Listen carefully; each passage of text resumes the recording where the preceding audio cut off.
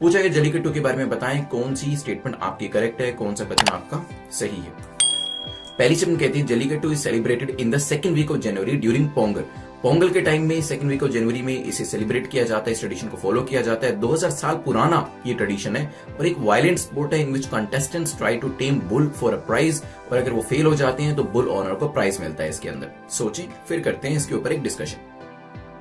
चलिए, तो यहाँ पे जल्लीकट्टू काफी न्यूज में था। अभी मैं आपको बताऊं तो यस, पोंगल अभी अभी गया है जब हमारे प्राइम मिनिस्टर ने सबको यहाँ पे पोंगल की बधाई भी दी थी। एट द सेम टाइम एक पर्टिकुलर पॉलिटिकल पर्सनैलिटी है जो कि बुल टेमिंग फेस्टिवल को देखने के लिए भी गए थे। वो भी मैंने आपको, जो हम 9 PM न्यूज करते हैं लाइव, वहां पे मैंने आपको दिखाया था। तो Jallikattu is celebrated in the second week. Pongal के टाइम में इसे सेलिब्रेट किया जाता है, इस ट्रेडिशन को फॉलो किया जाता है। काफी पुराना, 2000 साल पुराना हमारा ये ट्रेडिशन है और ये एक वायलेंट स्पोर्ट है, जैसे कि आप देख सकते हैं इस फोटो के अंदर, जिसके अंदर बुल को कंट्रोल करने की कोशिश करी जाती है। अगर कंटेस्टेंट ऐसा कर लेते हैं सो दे आर द वन जो कि सक्सेसफुल कहलाए जाते हैं। लेकिन अगर वो इस चीज को करने में फेल हो जाते हैं तो बुल का जो ओनर होता है, जो उसका मालिक होता है बुल का, उसको प्राइज मिलता है। तो यहाँ पे तीनों स्टेटमेंट्स हमारी करेक्ट हो जाती है, हमारा आंसर हो जाएगा डी।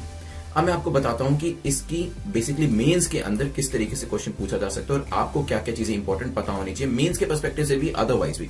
देखिए, 2007 में इसके ऊपर क्वेश्चंस उठने शुरू हुए थे एक काफी बड़े लेवल पे, जब animal welfare board of India और पेटा दोनों ने ही कोर्ट में दोनों चले गए थे, सुप्रीम कोर्ट में चले गए थे कि यहाँ पे जो एनिमल है उसका वेलफेयर नहीं हो रहा है, रादर एनिमल के साथ एक अच्छा ट्रीटमेंट नहीं किया जा रहा। ठीक है, 2011 के अंदर यूपीए गवर्नमेंट थी। यूपीए गवर्नमेंट ने बुल को एक प्रोहिबिटेड लिस्ट के अंदर ऐड कर दिया था, जहां पे लिखा होता है कि किस किस एनिमल को आप इस लिस्ट में डालते हो, फिर एक प्रोटेक्शन जो है वो प्रोवाइड करी जाती है। तो कहीं ना कहीं काउंटर करने की कोशिश करी गई थी इस पूरे ट्रेडिशन को 2011 में यूपीए के द्वारा।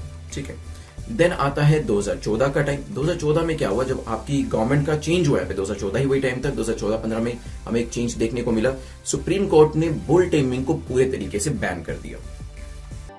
ठीक है, देन ऑफ कोर्स अगर सुप्रीम कोर्ट बैन करेगी तो जो लोग इस ट्रेडिशन को प्रैक्टिस करते हैं उनको ये चीज पसंद नहीं आएगी और डेफिनेटली वो भी इस चीज के अगेंस्ट में आवाज उठाएंगे। हुआ क्या, फिर पूरा का पूरा मैटर चला जाता है कॉन्स्टिट्यूशनल बेंच के पास। ठीक है, और तब से ये मैटर जो है वो पेंडिंग है कॉन्स्टिट्यूशन बेंच के पास ही। ठीक है, मीनवाइल हुआ क्या, मीनवाइल स्टेट गवर्नमेंट्स ने इसको अलाउ करना शुरू कर दिया। इसी वजह से आप आज भी देखते होंगे, इवन तो आप ये सोचते होंगे कि 2014 में जब बैन कर दिया था, बट अभी अगर आप देखेंगे प्रेजेंट स्टेटस जो है वो कॉन्स्टिट्यूशनल बेंच के पास अभी ये पेंडिंग पड़ा है। दैट्स व्हाई स्टेट गवर्नमेंट जो है इस पूरे ट्रेडिशन को फॉलो करने के लिए अलाउ करती है। अब मैं आपसे आपका ओपिनियन जानना चाहता हूं। देखिए, इंटरव्यू में यही चीजें पूछी जाएंगी। अगर आप तमिलनाडु से तो डेफिनेटली पूछी जा सकती है, अदरवाइज भी जल्लीकट्टू काफी न्यूज में रहता है। आई रिमेंबर जब मैं अपना इंटरव्यू की तैयारी कर रहा था उन दिनों भी ये न्यूज में था, क्योंकि 2014 का बैच है मेरा भी, और तब 2014 के अंदर सुप्रीम कोर्ट ने इसे तभी बैन किया था, रिसेंटली बैन किया था। और पिछले और आगे 1 साल तक इसके अंदर न्यूज आती रही थी न्यूज़पेपर के अंदर कि क्या कॉन्स्टिट्यूशन बेंच के पास इसे जाना चाहिए, नहीं जाना चाहिए, क्या इस पे डिसीजन होना चाहिए। That's why as an interviewer मैं आपसे पूछ रहा हूं, मान लीजिए कि आप इंटरव्यू रूम में आते हैं, मैं वहां पे बैठा हूं और मैं आपसे पूछता हूं कि बताएं आपके हिसाब जल्लीकट्टू ट्रेडिशन जो है whether it should be practised और नॉट, क्या इसे प्रैक्टिस करना चाहिए, नहीं करना चाहिए। देखिए, ट्रेडिशन है, अब लोगों का ट्रेडिशन है, ट्रेडिशन और कस्टम्स एकदम से तो खत्म नहीं किए जा सकते और लोगों के इमोशंस इसके साथ जुड़े होते हैं, बात भी सही है। लेकिन एट द सेम टाइम जो एक एनिमल है वो भी इसमें इन्वॉल्व है, और हो सकता है इस एनिमल को ये चीज पसंद नहीं आ रही हो कि जो हम पूरा का पूरा अपना ट्रेडिशन फॉलो करते हैं। तो एक तरफ आपके एनिमल और उनका वेलफेयर है, दूसरी तरफ आपके ट्रेडिशन और कस्टम्स है। इस चीज को ध्यान रख के आप मुझे आंसर करिएगा। तो इस चीज को सोच के आप कमेंट सेक्शन में आंसर करिएगा। जितना बड़ा आंसर करना चाहे कर सकते हैं, वैसे यूजुअली मैं आपको कहता हूं एक लाइन में आंसर करिएगा, बट अपने आंसर को जस्टिफाई करने के लिए अगर आप ज्यादा वर्ड्स भी यूज करना चाहते हैं so you can use it. मैंने आपको दोनों तरीके बता दिए। देखिए, यस और नो में आपको अपना आंसर शुरू करना है और फिर उसे जस्टिफाई करना है।